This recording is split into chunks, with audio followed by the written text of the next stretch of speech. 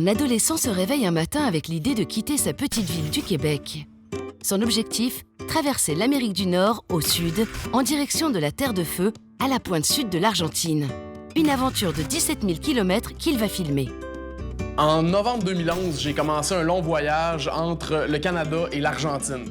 Le but du voyage était de tout traverser les pays en autostop, donc en faisant du pouce. Je voulais goûter au danger, goûter à l'aventure. J'avais 19 ans, j'avais besoin de me déstabiliser. Le voyage s'est bien déroulé jusqu'à un moment où j'ai atteint le Panama.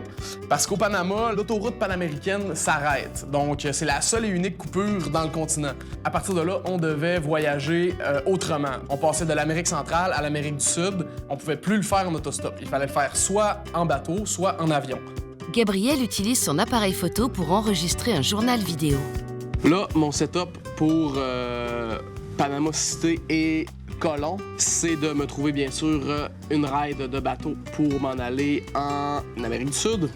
Je me dépêche parce que j'ai plus énormément d'argent. Je m'étais fait une petite annonce à l'ordinateur que j'avais imprimée dans un café et je l'avais affichée dans toutes les marinas que j'avais pu accéder à Panama City. Je laisse ma vie aux mains du destin. J'ai été très chanceux parce que le premier jour de ma période de recherche, je suis tombé sur 2 marins qui s'en allaient justement en Colombie dans une journée ou 2. Je connais un barbu qui s'est trouvé une ride!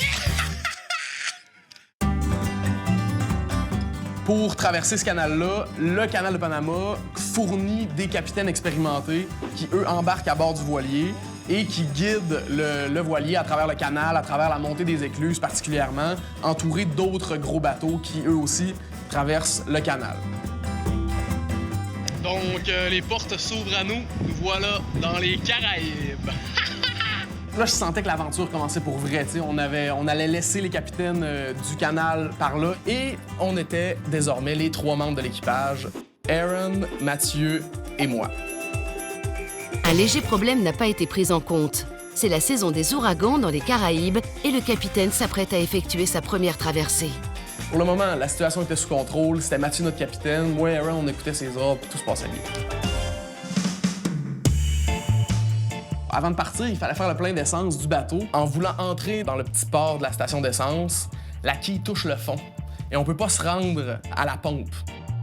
Il dit j'ai un gros bidon, là, on va prendre la petite barque, on va ramer, on va remplir, on va revenir en ramant jusqu'au bateau, puis on va siphonner l'essence du baril au réservoir.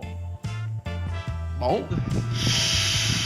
Bref, Mathieu a mangé une coupe de gorgée d'essence là, sans problème cette journée-là. Quand Mathieu nous a dit qu'il fallait arrêter de remplir le réservoir parce qu'on en avait assez, je me suis demandé pourquoi on s'arrête maintenant? Pourquoi est-ce qu'on n'attend pas que le réservoir soit plein? Puis Mathieu nous avait dit « Ah non, mais de toute façon, pour une traversée comme ça, on n'aura pas besoin beaucoup du moteur. Inquiétez-vous pas, les gars, il n'y a pas de problème. » Parfait, Mathieu, on t'écoute. On y va.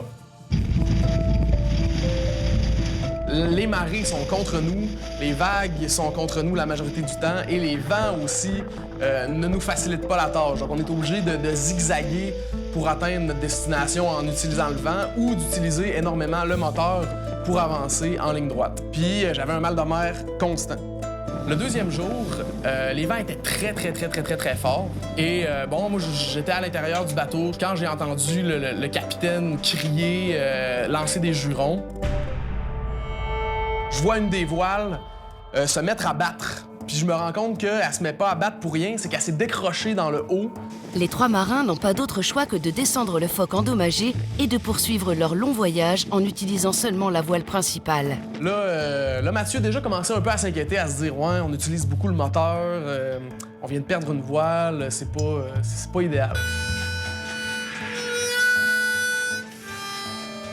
J'étais assis sur le pont tranquillement, à regarder l'horizon pour essayer d'oublier mon mal de mer.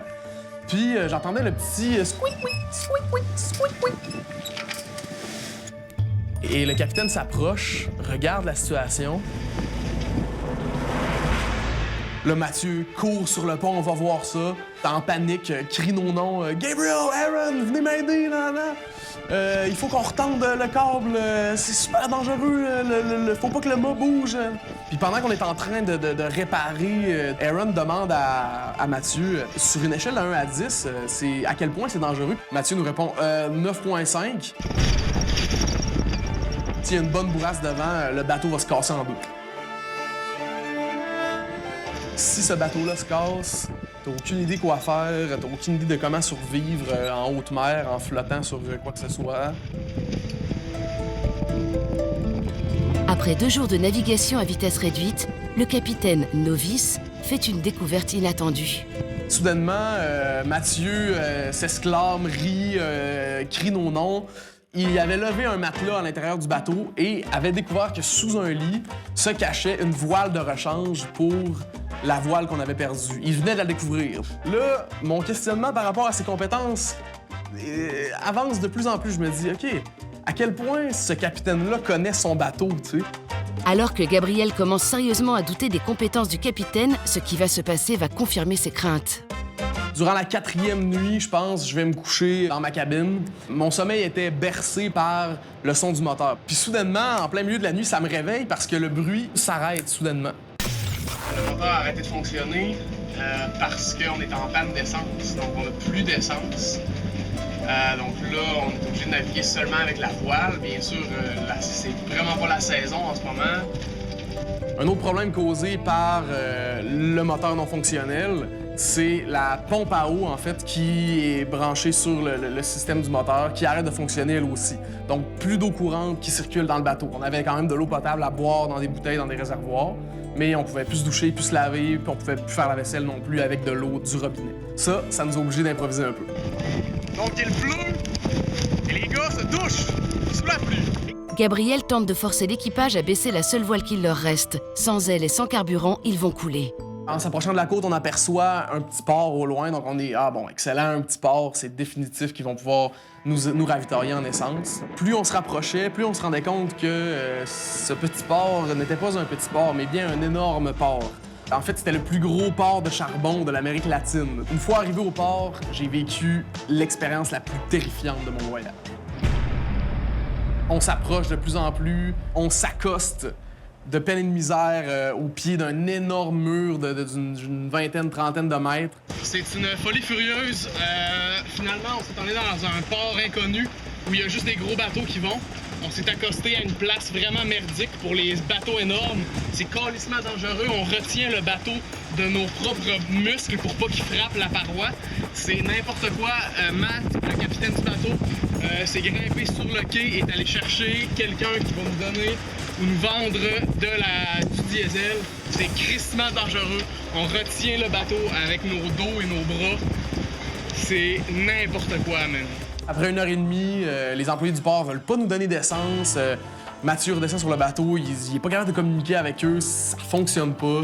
Il dit « OK, on appelle la garde côtière, il faut qu'on se fasse remorquer d'ici. » Et finalement, réussissent à nous sortir et à nous remorquer dans une petite baie à côté du port. La garde côtière nous dit « Bon, vous avez plus d'essence, OK, demain on va venir vous donner l'essence qu'il vous faut pour au moins vous sortir d'ici puis vous rendre jusqu'à la station d'essence la plus proche. »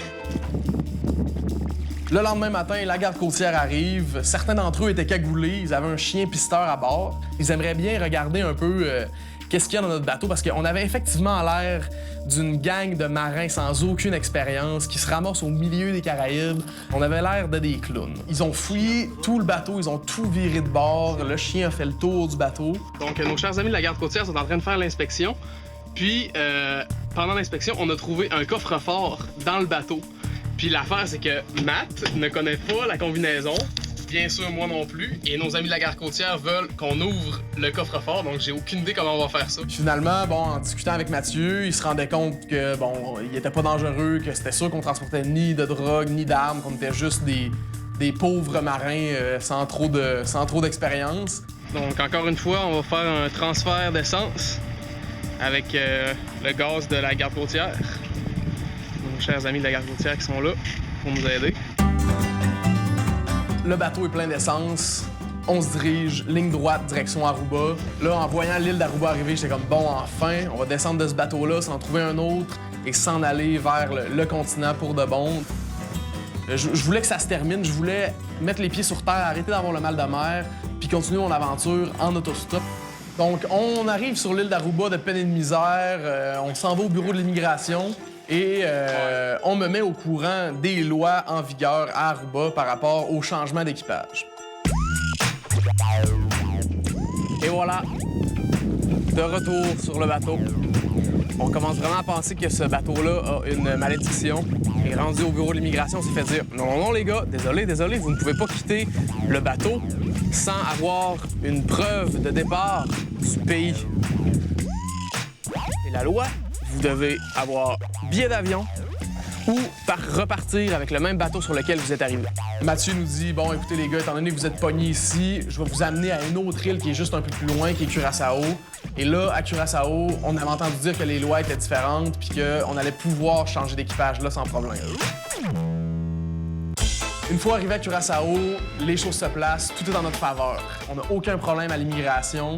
Enfin, la pression tombe pour moi et Aaron. On fait la fête cette soirée-là, moi, Aaron et Mathieu. Gabriel et Aaron poursuivent leur voyage, mais cette fois sous les vents favorables de la côte nord du Venezuela. La traversée s'est faite comme un charme. C'était un couple d'Italiens qui cuisinait de la fine cuisine, donc on était servis aux petits oignons sur le bateau. Et le couple d'Italiens nous ont débarqué sur la côte colombienne. Et moi et Aaron avons continué nos aventures vers l'Argentine. Mais ça, c'est une autre histoire. Un voyage qu'il n'oubliera pas de sitôt. C'est de vivre ces mésaventures-là, ces problèmes-là, qui m'ont fait apprécier ce voyage. Je me relancerais dans cette aventure-là sans problème. Sans assez d'essence, avec un capitaine inexpérimenté, non, je le referais. Je le referais demain.